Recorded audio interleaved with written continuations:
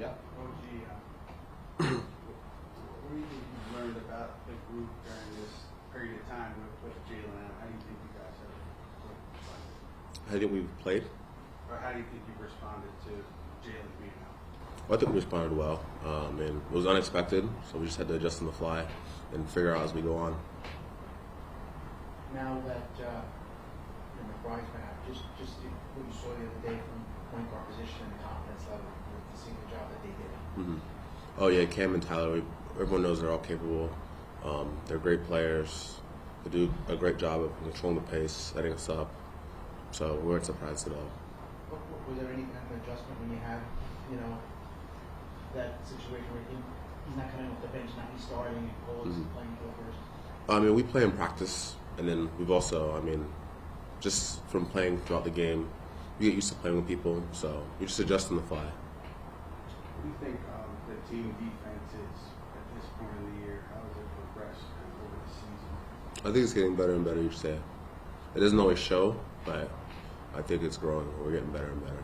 Like, what do you see? Maybe some stuff in another show. What do you see that tells you that? Just connectedness. Like the talk is improving, being connected, helping one another. It's growing. What do you think the value is of a game like the Washington game where you had a big lead and gets cut down, but you still find a way to win? Mm-hmm. What did you get out of that game? Oh, just resiliency. Like not taking your foot off the gas, knowing that it happened versus them, but it could also happen in the playoffs or against any team. So just being in that situation, that you can learn from every game. That's what the regular season's for, to learn and hopefully learn from it and then never happen again. Last year, obviously, you were here midstream after the trade. Well, what's different when you're here all year training camp? And you feel different having spent all this time with these guys from the start of the season as opposed to jumping in midway? You're more used to everyone. You have a routine now. You know the staff better. Just makes it more comfortable.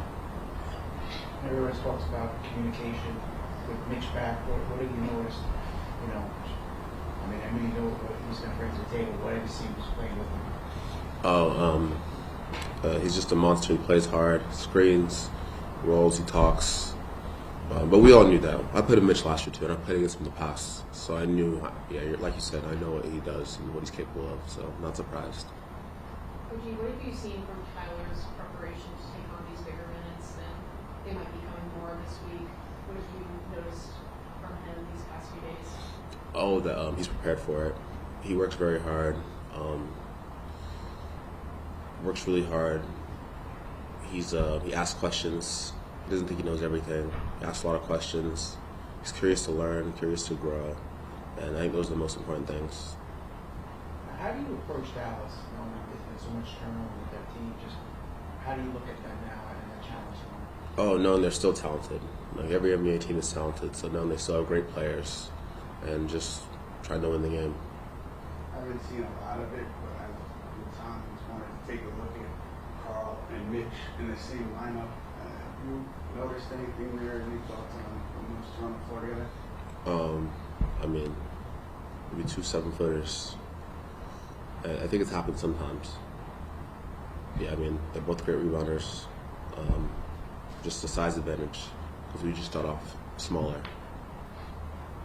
I'm just curious, you talked on your podcast a couple times about this being the first year where you really felt comfortable in your role. You defined it comfortable. What was it about this point of your career or this year that kind of set in?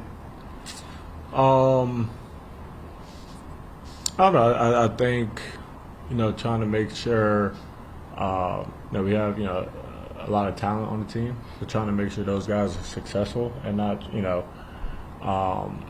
worried about, trying to score and doing those kind of things. That was more like a playmaker role. Especially beginning of the year, probably up until JB's injury. The role was a little bit different than it is now because it was more playmaking and setting screens, initiating offense, and doing those kind of things. And that's just a position I'm comfortable with. And I was in that position.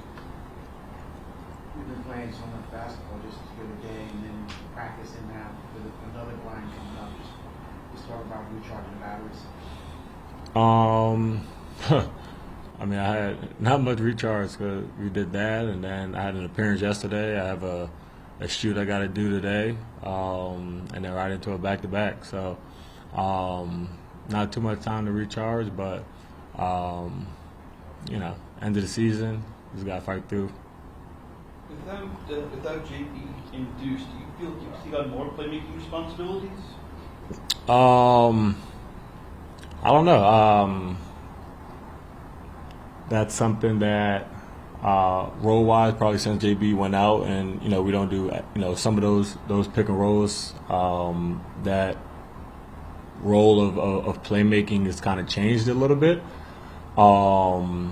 With those guys out, possibly. Got to see where Tibbs wants me to be and doing those kind of things. So we'll see. Right now, I think I just got to make sure I focus on catch and shooting and being more aggressive on the catch, and then when those guys come back and I'm more into the action of setting screens or getting those guys involved and playmaking off that. So we'll see. What kind of confidence do you gain from seeing the point guards perform the way they did the other night? Yeah, I mean, obviously, when you got guys out and guys step up, that gives you extreme confidence in those guys and in the flow of the team. And that's what the NBA season is guys staying ready and when they get their opportunity, seizing it. I haven't seen a lot of it, but just when Carl and Mitch shared the floor together, what have you seen from good. Obviously, it's we're relying on Cat offensively, but then it allows him to space the floor a little bit more. It allows Mitch obviously is our defensive anchor. So it's the best of both worlds. Rebounding obviously is great when they're out there, and I'm sure we'll probably go to that a little more.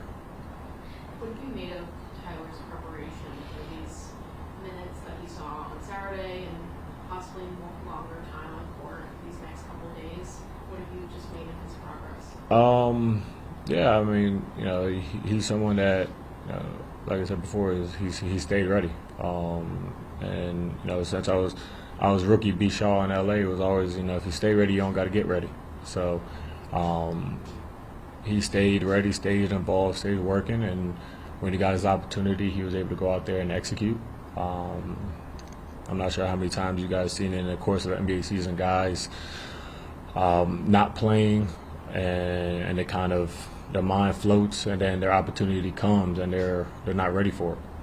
So he's continuing to put the work. He put the work in. He's continuing to put the work in now, knowing that we're going to call his number more. What you were saying is he's seeing growth from your group on the defensive end as the season's progressed. What have you seen on the defensive end from this group? We got Mitch back, so that was a big help. He's someone who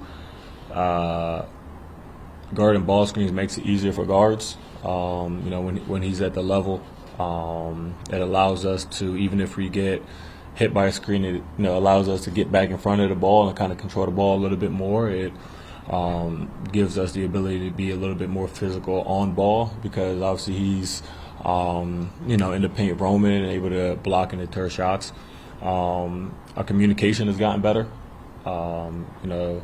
So those things are big reasons why the defense has improved. What about the challenge of Dallas? They got a lot of moving parts. The roster's changed a little bit, but just what you see from them. Yeah, I mean, I think we've in the last 3-4 games, for us, it's always about us, and we didn't have the physicality and the energy that we really needed. We took a step up, in a positive direction against Washington, but teams like that are beat up, that you might not know a couple guys on the team, but like they're coming in playing extremely hard.